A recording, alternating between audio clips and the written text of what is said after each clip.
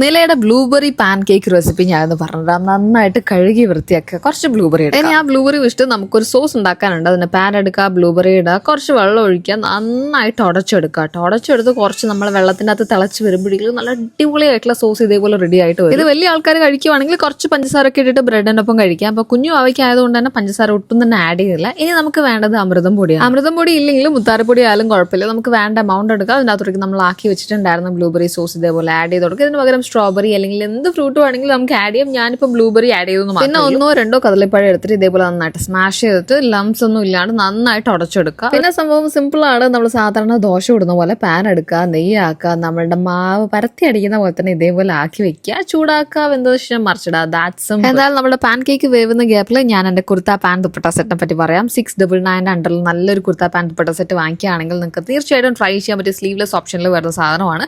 പക്ഷേ ഇത് current out of stock ആണ്. ഇതിന്റെ തന്നെ വേറെ പ്രിന്റ്സ് ഞാൻ അവിടെ ടാഗ് ചെയ്തേക്കാം. അപ്പോൾ എല്ലാം പറഞ്ഞ പോലെ ബൈ.